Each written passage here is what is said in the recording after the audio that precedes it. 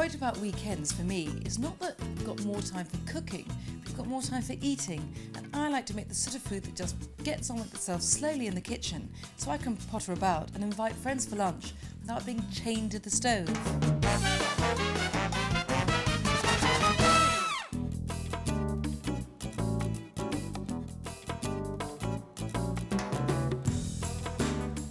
Now this is one of my favourite standbys. It's shoulder of lamb, which is to turn into a shredded warm lamb salad with mint and pomegranate. Now let me just turn the oven on. Let me get tin out. Turn on the heat. Right, so the lamb gets bunged into the pan to brown. Don't need to add any fat because it's got its own. Lovely. I mean, that's the wonderful thing about shoulder. It's cheaper than leg and not as lean. And I know everyone likes leanness now, but the point is the flavour is in the fat. So all the fat will seep through into the meat, leaving the flavour there, and then the fat just remains in the water I'm going to braise it in. While that's happening, I can do a bit of light chopping. So I've got 4 shallots here, but you could use a couple of onions. Just don't bother to peel them, just chop them in half. All I want here is for the flavour of these vegetables to go into the water the lamb's going to be cooked in. Likewise, these garlic cloves, no need to peel them, just press with the side of a knife so all their lovely juicy flavour runs out. And then the carrot just gives wonderful sweetness. So that's, now let me just see, I think this is lovely and brown and ready to come out. And then just tumble the vegetables in the pan, in the fat that the lamb's rendered down, and just bobble them about a bit. And now this will both sizzle and smoke, don't be alarmed.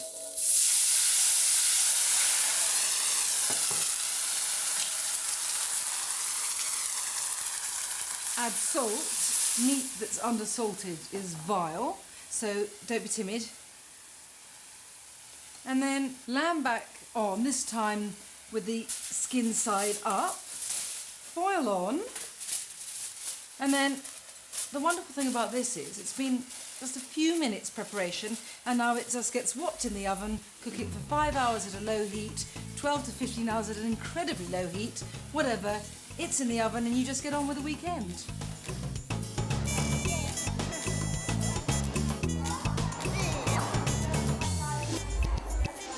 Look at that flat one, look at that wee flat fish.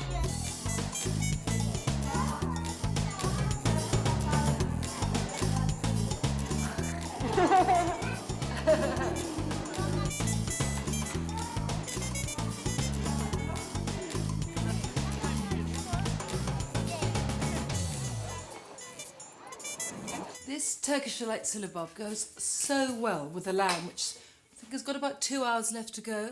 You can make it much further in advance than this if you want, or you can do it at the last minute. I mean, what I love about this is that it goes with this whole weekend style of cooking, that the pace suits you.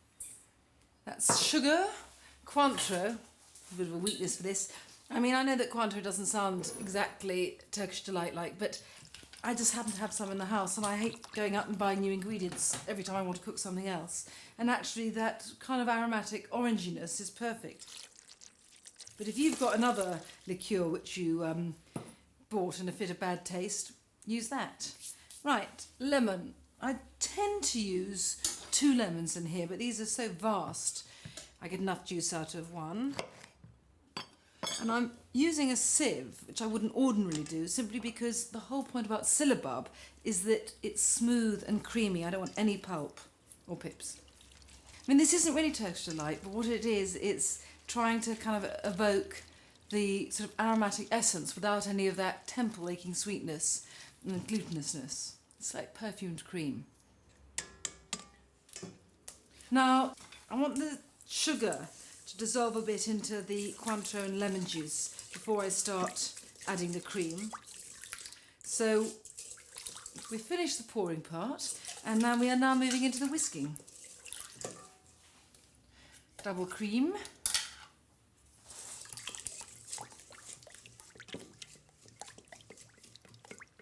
Now, although the cream thickens immediately when you pour it into the liqueur, it will thin as you start whisking.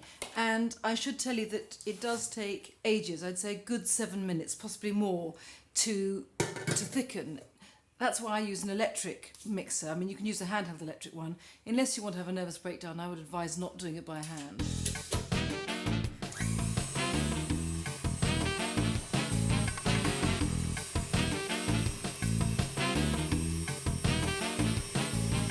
It's a long wait, you see.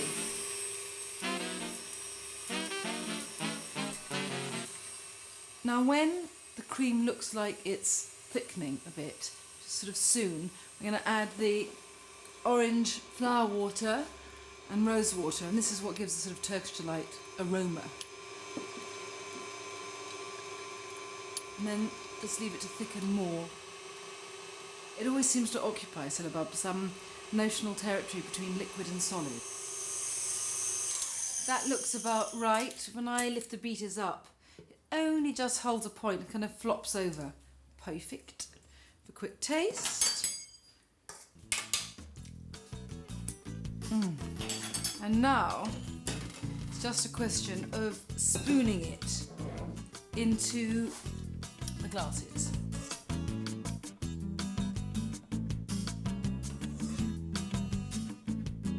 I like the cream to billow like a sort of alpine heap over the top of the glass.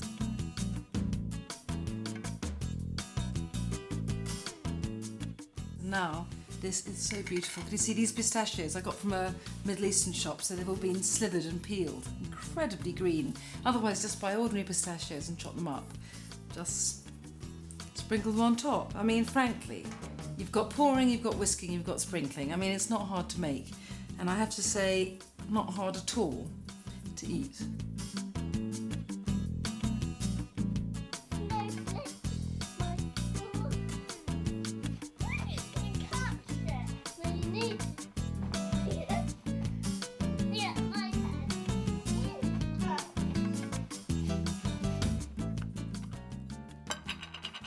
The wonderful thing about this pepper and feta salad is that it doesn't need any cooking, and it goes very well either as a starter before the lamb or eaten with it.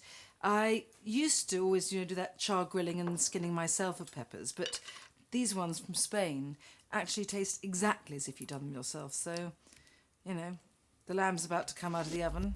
I can spare the odd 2 minutes doing this.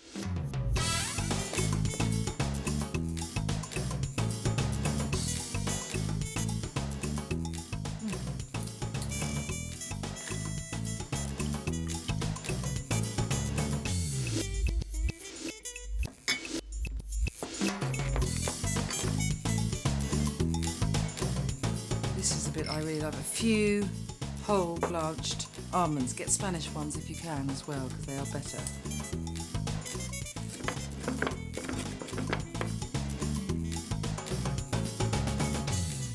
Final hit of parsley, and that is it.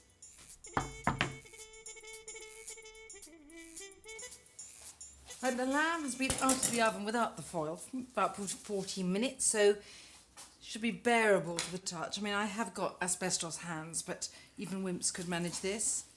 And now, just a question of slicing and shredding it. This is a very good illustration of the fact that so many of the best things coming out of the kitchen are a result of accidents. I first made this because I was doing some slow-cooked lamb with beans, haricot beans, and I burnt them, and I wanted to salvage the lamb, and so I just came up with this, and now I do this a lot, and I don't do the one with beans so often. Much better. You could, if you were deft, set about the lamb with a kind of two-fork Chinese waiter crispy duck trick. I, however, might have noticed, am not deft, so I just do mauling with a bit of knife work. But the point about this slow cooking is that it makes the lamb so incredibly tender that any way you do it, it's easy. Falls to pieces. And now I'm going to show you something that could change your life. It's how to get seeds out of a pomegranate without, all that really boring winkling out with pins. Pomegranate like so, wooden spoon like so, and then you just thwack. Look at that. rain down these lovely beads. Put around the edge for decorative purposes. Now a bit of a squeeze. Now the final touch and real clincher, fresh mint. Just chop this. Mint and pomegranate is a wonderful combination. Egyptian.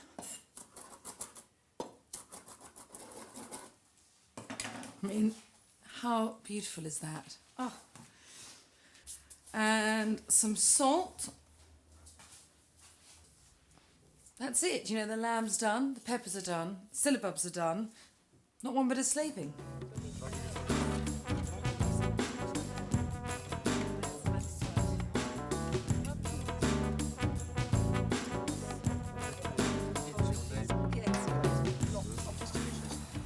The Italians do a really delicious salad at Christmas with turkey, chicory and pomegranate seeds.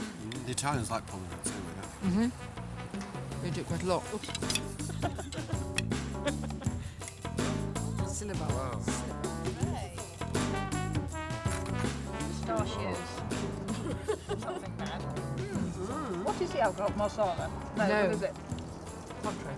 Poncho, yeah. Oh, yeah, yeah. Yeah, I can taste the oranges.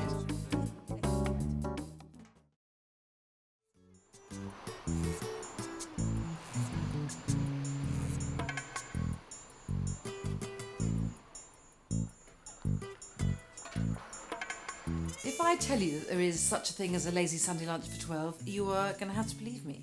This is it, slow-cooked aromatic pork with the best crackling you've ever had. The fact that it takes 24 hours to cook shouldn't bother you because, to be frank, for 23 hours and 55 minutes, you're doing nothing. The aromatic part is a rub of 6 cloves of garlic, some grated ginger. That's the ginger. Now some chilies. I'm using just some crushed, chili flakes here, but if you want to use fresh chili, which I often do as well, then just do sherry vinegar or whatever vinegar you want. Vinegar is very good for helping crackling get really crisp. And some oil. Nothing fancy. Oh, this is. And now, bit of late night aromatherapy, followed by massage.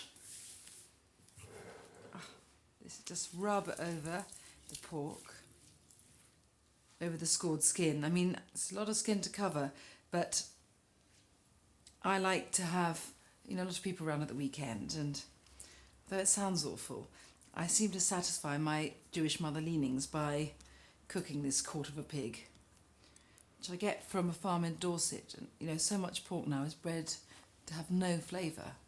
This is fabulous. Okay, a final smear. Wipe this gunk off my hands. And now, I have to stagger over to the oven, okay? This weighs more than my children, I think.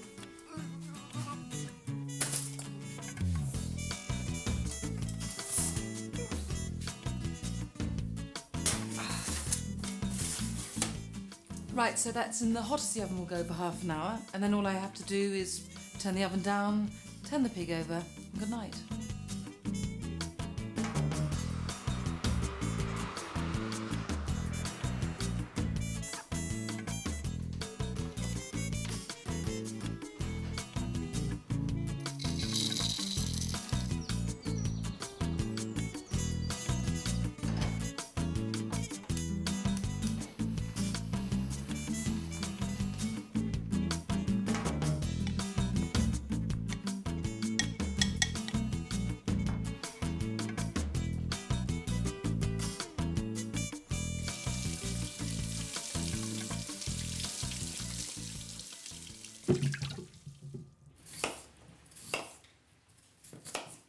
I'm not going to lie to you, you do need to peel 2 kilos of potatoes to make this gratin, but then, unless you're having baked potatoes, then you're going to be peeling potatoes for Sunday lunch anyway.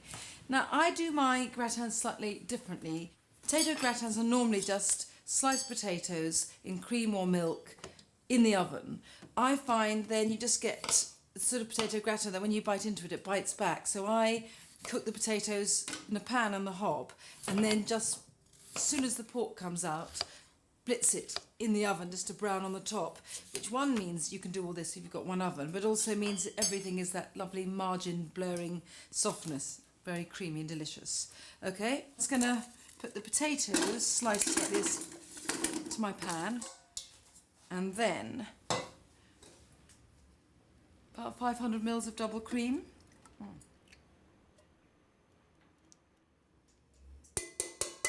Just need to go to the fridge to get some milk and butter.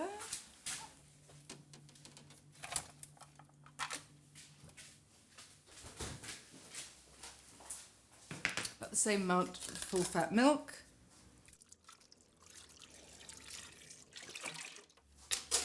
Now, garlic. Because although potato gratin should be creamy and should be sort of comforting, it's quite bland. I like a bit of flavour. If I'm doing this with roast chicken, I sometimes put a stalk of rosemary in. Right. Onion too for flavour, which means that although I'm peeling it, I'm not going to bother to chop it up. I'll just take it out when I pour the potatoes into the baking dish. Salt and pepper needs quite, strong seasoning, I think.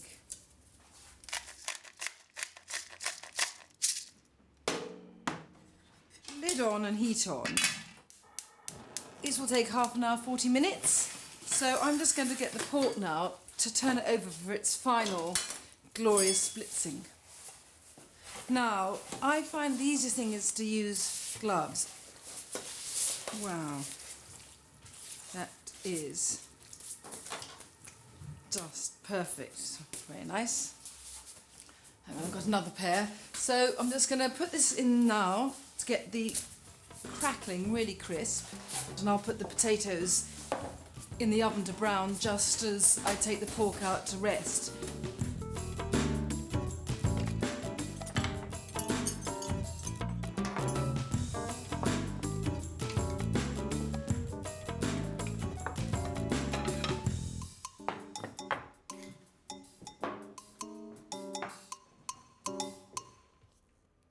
This is the ultimate cosy Sunday lunch pudding. Easy sticky toffee pudding. Start off by melting butter, 175 grams self-raising flour. And what makes this so easy as well is you can just stir everything together just before you sit down to lunch. And although it takes 45 minutes to cook, you wouldn't want to eat pudding in under 45 minutes from sitting down to lunch. 100 grams of dark muscovado sugar, and it's this which gives the kind of intense dark treacliness to both sauce and sponge. Because what this is a pudding that is kind of a layer of toothsome golden sponge and a kind of volcanic eruption of dark, luscious syrup. Okay, so that's the dry ingredients done. Liquid ingredients start off with full fat milk, 1 egg, some vanilla, good vanilla, not essence, proper extract. So mix this in, add the melted butter, just leave some in for greasing that dish. And then, all you do is this. You can't get much simpler. In fact, if you've got children, you could probably get them to do it. Just pour the liquid ingredients into the dry.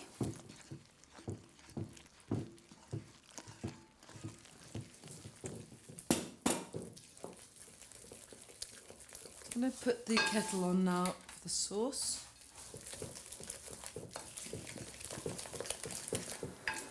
We need about 200 grams of chopped dates. There's 250 in here, so it's kind of most of a packet.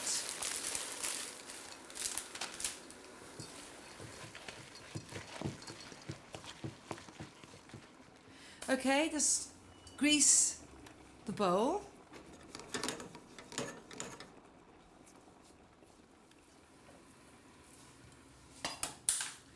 and spoon the batter in. It looks very shallow when you have got it in there, and as if it's never going to stretch to sort of feed people, but it really, really will. I mean, I get about 6 to 8 out of this. If I have any more than 8 people, I definitely would do 2. And I know it sounds like it's a lot, but I'd rather have too much than too little, and never knowingly undercatered is my kind of mantra in the kitchen. Now the sauce, I mean, even easier. 200 grams this time of the dark muscovado sugar. I mean, it gives you almost a kind of licorice-like darkness and depth. And then a few knobs of butter. And this is what makes the sauce syrupy and sticky, as well as sweet. And of course, the good thing about it being dark muscovado sugar is that although it's sweet, it's not sickly.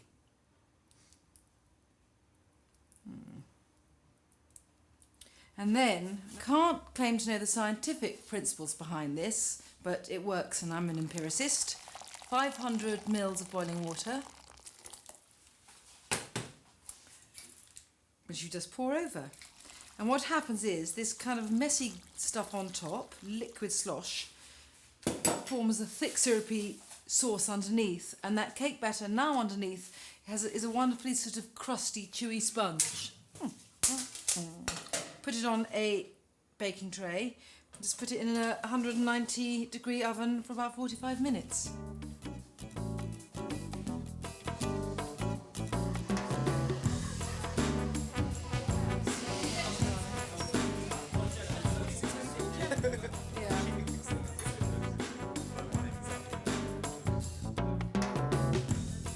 Olivia, can you give me a hand?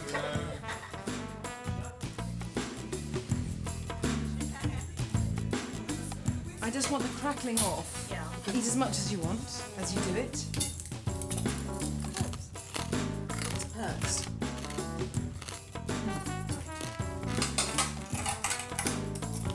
I'm gonna get this gratin in.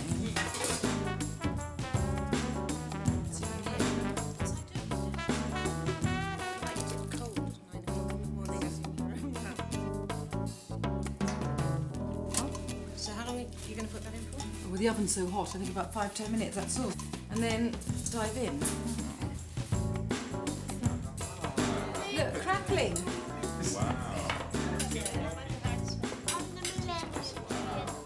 Can I give you some? Yeah. Another bite. You need another bite. Oh. I will actually. There you are, Bruno. Why don't you have that, darling?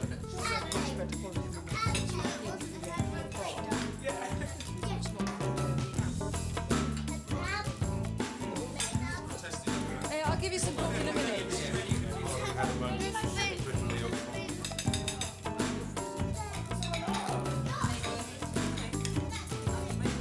You could. You could. It is. It is.